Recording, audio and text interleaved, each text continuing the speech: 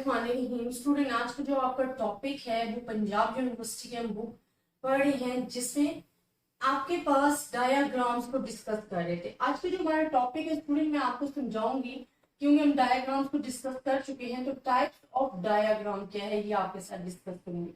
अच्छा स्टूडेंट, इसमें मुश्किल कुछ भी नहीं है, ठीक है, आपको बड़े ही इजी अल्फाज में समझ आ जाएगा इंशाल्लाह से। डायाग्राम बेसिकली हम क्यों बनाते हैं, देखिए बहुत सारे स्टूडेंट, बहुत सारे लोग ऐसे होते हैं जो कि फिगर्स में इतने इंटरेस्टेड नहीं होते, बल्कि वो चाहते हैं कि उनको डायाग्राम या ग्राफिकली रिप्रेजेंटेशन गिवन हो, ताकि वो अपने डेटा को एक नजर दे सकें। या आप कह सकते हो कि एज अ समरी डिस्कस होता है कि एट अ वन ग्लैंस में आपको तमाम जो कंफ्यूजन है दूर हो जाती है, आपको अप्स एंड डाउन का पता चल जाता है कि कहाँ पे हमारे पास क्या चीज ज्यादा है, क्या मतलब अब समरी बयान करना चाहते हो, तो उसके लिए डायाग्राम और graphically representation is the best option. अब हमने टाइप्स ऑफ डायाग्राम्स को समझना है, बिकॉज हमने पढ़ा हुआ है कि डायाग्राम्स किस तरीके से बनाना है। आपने डायाग्राम्स हम क्यों यूज करते हैं, इसके एडवांटेज क्या है कंपेयर टू फिगर्स, अगर आप यूज कर रहे हो तो वो तमाम चीजें। अब टाइप्स ऑफ डायाग्राम्स पढ़ेंगे, जिसमें सबसे पहली टाइप इसकी आ जाती है सिंपल बार चार्ट।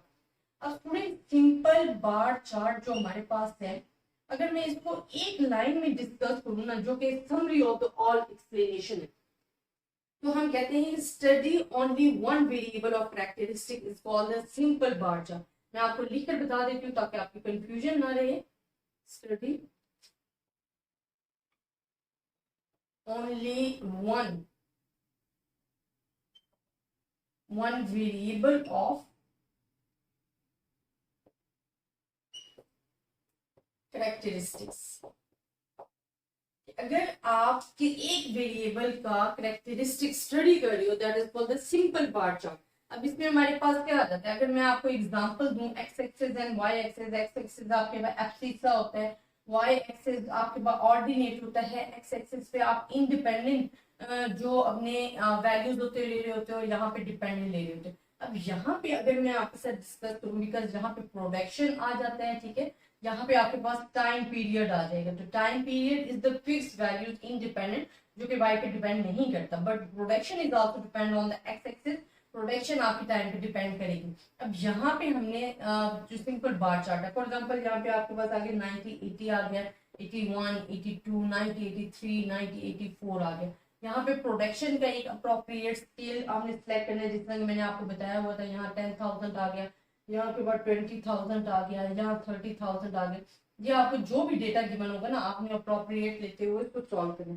अब यहाँ पे आपने बनाना है अपना सिंपल बार चार्ट। ये आपके पास बन रहा है, ठीक है, तो ये मैं बनाती जा रही हूँ सिंपल बार चार्ट, तो ये आपके पास आ रहा है, ये आपने याद रखना है। तो जो सिंपल बार चार्ट है, बिकॉज इसमें प्रोडक्शन हम किसी चीज की देख रहे हैं एंड टाइम देख रहे हैं, तो we are study only the one variable of characteristic, that is called the simple bar chart. Second जो इसकी एग्जाम है ना, वो हमारे पास आ जाता है मल्टीपल बार चार्ट।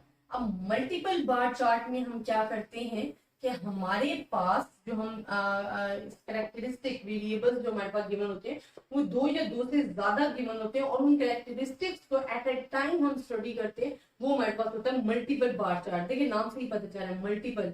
जब आपके पास जब आप स्टडी करते हो, study two or more variable of characteristic,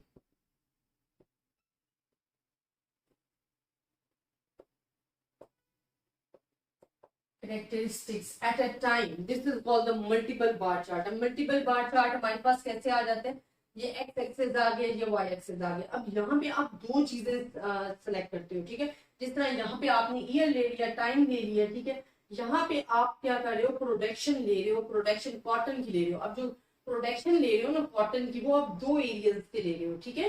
एक एरिया आप ले रहे हो, हमारे पास जो प्रोडक्शन है वो आप दो चीजों की ले रहे हो। जब दो चीजों की ले सकते हो ना, फॉर एग्जाम्पल कॉटन हो गया या यील्ड, कोई भी और यील्ड आप ऐड कर लो, उसकी जो प्रोडक्शन होगी ना, वो आपने यूज शो करनी है।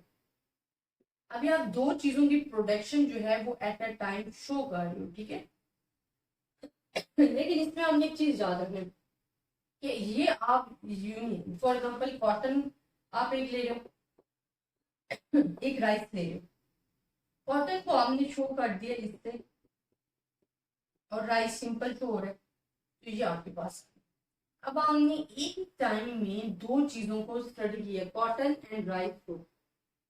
जब एट ए टाइम आप दो चीजों को स्टडी करते हो that is called the multiple bar chart. अब आपको डिफरेंस पता चला होगा कि सिंपल बार चार्ट, अब स्टूडेंट आपको डिफरेंस पता चला होगा कि simple and multiple bar chart आपके पास बेसिकली है क्या। सिंपल बार चार्ट में आप स्टडी कर रहे होते हैं ओनली वन वेरिएबल को, और मल्टीपल में दो वेरिएबल को।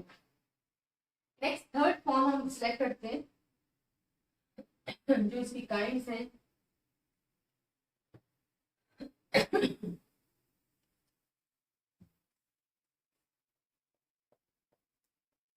थर्ड है जी कंपोनेंट बार चार्ट। एक चीज स्टूडेंट आप नोट कर लें कि जितने भी बार चार्ट है ये नाम से ही पता चलेगा। अभी हमारे पास आ गया कंपोनेंट्स बार चार्ट, जब हम कहते हैं divided into two or more sections. मैं लिख देती हूँ यहाँ, हम डेटा को जब डिवाइड करते हैं टू और मोर सेक्शंस में, this is called the component bar chart. अगर मैं इसको ड्रॉ करती हूँ, ये एक्स एक्सिस है, ये वाई एक्सिस है।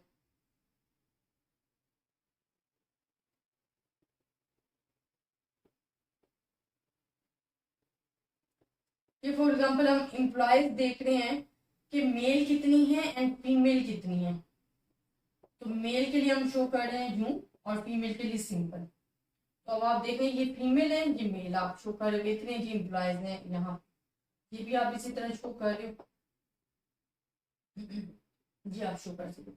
तो ये वो डिफरेंट चीजें हैं जो कि आप बता सकते हो कि मेल एंड फीमेल कितनी है हमारे पास, ठीक है, ये आपके पास आ जाता है। अच्छा, देन हमारे पास आ जाता है कि पिक्टोग्राम।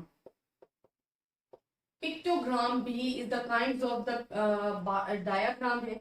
पिक्टोग्राम बिकॉज पिक्चर से पता चल रहा है, यहाँ पे पिक्चर्स आपको गिवन होती है। फॉर एग्जांपल मैं ये ग्राफ बना रही हूँ और मैं कह रही हूँ कि कितने बंदे जो है एम्प्लॉयमेंट कितने परसेंट थी, 1980 में कितनी थी, 1981 में कितनी थी, 1982 में कितने थे।